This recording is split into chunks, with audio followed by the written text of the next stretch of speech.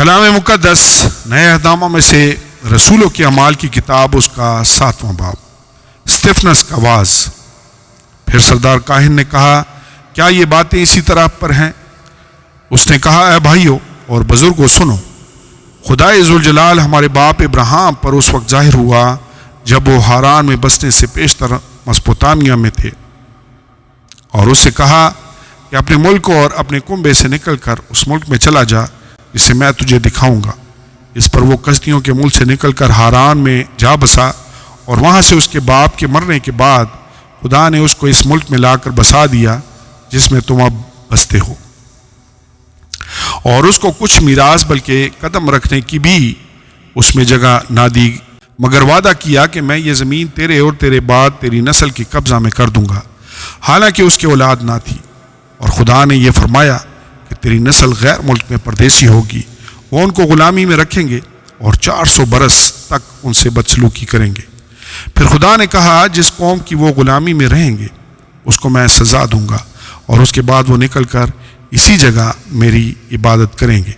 اور اس نے اس سے ختنہ کا عہد باندھا، اور اسی حالت میں ابراہیم سے اسحاق پیدا ہوا، اور 8ویں دن اس کا ختنہ کیا گیا، اور اسحاق سے یعقوب، اور یعقوب سے 12 قبیلوں کے بزرگ پیدا ہوئے۔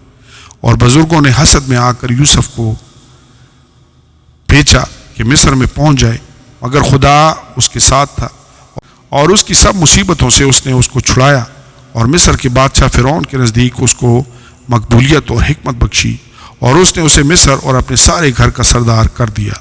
پھر مصر کے سارے ملک اور کنعان میں کال پڑا، اور بڑی مصیبت آئی، اور ہمارے باپ دادا کو کھانا نہ ملتا تھا۔ لیکن یعقوب نے یہ سن کر کہ مصر میں اناج ہے، ہمارے باپ دادا کو پہلی بار بھیجا، اور دوسری بار یوسف اپنے بھائیوں پر ظاہر ہو گیا، اور یوسف کی قومیت فرعون کو معلوم ہو گئی۔ پھر یوسف نے اپنے باپ یعقوب اور سارے کنبے کو جو 75 جانیں تھیں بلا بھیجا، اور یعقوب مصر میں گیا، وہاں وہ اور ہمارے باپ دادا مر گئے، اور وہ شہر سکم میں پہنچائے گئے، اور اس مقبرہ میں دفن کیے گئے جس کو ابراہیم نے سکم میں روپیہ دے کر بنی حمور سے مول لیا تھا۔ لیکن جب اس وعدہ کی میعاد پوری ہونے کو تھی جو خدا نے ابراہیم سے فرمایا تھا، تو مصر میں وہ امت بڑھ گئی، اور ان کا شمار زیادہ ہوتا گیا، اس وقت تک کہ دوسرا بادشاہ مصر پر حکمران ہوا جو یوسف کو نہ جانتا تھا۔ اس نے ہماری قوم سے چلاکی کر کے ہمارے باپ دادا کے ساتھ یہاں تک بدسلوکی کی کہ انہیں اپنے بچے پھینکنے پڑے تاکہ زندہ نہ رہیں۔ اس موقع پر موسیٰ پیدا ہوا جو نہایت خوبصورت تھا، وہ 3 مہینے تک اپنے باپ کے گھر میں پالا گیا، مگر جب پھینک دیا گیا تو فرعون کی بیٹی نے اسے اٹھا لیا اور اپنا بیٹا کر کے پالا۔ اور موسیٰ نے مصریوں کے تمام علوم کی تعلیم پائی، اور وہ کلام اور کام میں قوت والا تھا۔ اور جب وہ قریباً 40 برس کا ہوا تو اس کے جی میں آیا کہ میں اپنے بھائیوں بنی اسرائیل کا حال دیکھوں۔ چنانچہ ان میں سے ایک کو ظلم اٹھاتے دیکھ کر اس کی حمایت کی، اور مصری کو مار کر مظلوم کا بدلہ لیا۔ اس نے تو خیال کیا کہ میرے بھائی سمجھ لیں گے کہ خدا میرے ہاتھوں انہیں چھٹکارا دے گا، مگر وہ نہ سمجھے۔ پھر وہ دوسرے دن وہ ان میں سے 2 لڑتے ہوں کے پاس آ نکلا، اور یہ کہہ کر انہیں صلح کرنے کی ترغیب دی کہ جوانو، تم تو بھائی بھائی ہو، کیوں ایک دوسرے پر ظلم کرتے ہو؟ لیکن جو اپنے پڑوسی پر ظلم کر رہا تھا اس نے یہ کہہ کر اسے ہٹا دیا کہ تجھے کس نے ہم پر حاکم اور قاضی مقرر کیا؟ کیا تو مجھے بھی قتل کرنا چاہتا ہے جس طرح کل اس مصری کو قتل کیا تھا؟ موسیٰ یہ بات سن کر بھاگ گیا اور مدیان کے ملک میں پردیسی رہا کیا، اور وہاں ان کے 2 بیٹے پیدا ہوئے۔ اور جب پورے 40 برس ہو گئے تو وہ کوہ سینا کے بیابان میں جلتی ہوئی جاڑی کے شعلہ میں اس کو ایک فرشتہ دکھائی دیا۔ جب موسیٰ نے اس پر نظر کی تو اس نے ذرا سے تعجب کیا، اور جب دیکھنے کو نزدیک گیا تو خداوند کی آواز آئی کہ میں تیرے باپ دادا کا خدا یعنی ابراہیم اور اسحاق اور یعقوب کا خدا ہوں۔ تب تو موسیٰ کام گیا اور اس کو دیکھنے کی جرأت نہ رہی۔ خداوند نے اس سے کہا کہ اپنے پاؤں سے جوتی اتار لے، کیونکہ جس جگہ تو کھڑا ہے وہ پاک زمین ہے۔ میں نے واقعی اپنی اس امت کی مصیبت دیکھی جو مصر میں ہے، اور ان کا آہ و نالہ سنا، بس انہیں چھڑانے اترا ہوں۔ اب آ، میں تجھے مصر میں بھیجوں گا۔ جس موسیٰ کا انہوں نے یہ کہہ کر انکار کیا تھا کہ تجھے کس نے حاکم اور قاضی مقرر کیا، اسی کو خدا نے حاکم اور چھڑانے والا ٹھہرا کر اس فرشتہ کے ذریعہ سے بھیجا جو اسے جھاڑی میں نظر آیا تھا۔ یہی شخص انہیں نکال لایا اور مصر اور بحر کلزم اور بیابان میں 40 برس تک عجیب کام اور نشان دکھائے۔ یہ وہی موسیٰ ہے جس نے بنی اسرائیل سے کہا کہ خدا تمہارے بھائیوں میں سے تمہارے لیے مجھ سا ایک نبی پیدا کرے گا۔ یہ وہی ہے جو بیابان کی کلیسیا میں اس فرشتہ کے ساتھ جو کوہ سینا پر اس سے ہم کلام ہوا اور ہمارے باپ دادا کے ساتھ تھا، اسی کو زندہ کلام ملا کہ ہم تک پہنچا دے۔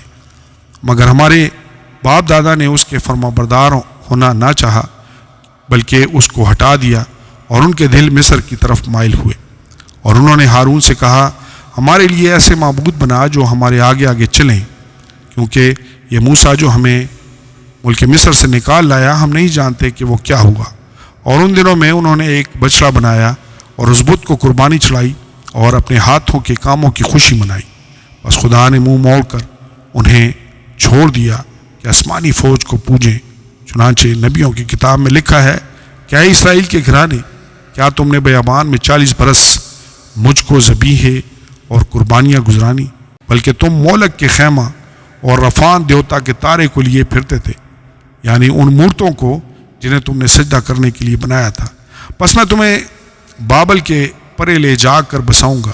شہادت کا خیمہ بیابان میں ہمارے باپ دادا کے پاس تھا، جیسا کہ موسیٰ سے کلام کرنے والے نے حکم دیا تھا کہ جو نمونہ تو نے دیکھا ہے اسی کے موافق اسے بنا۔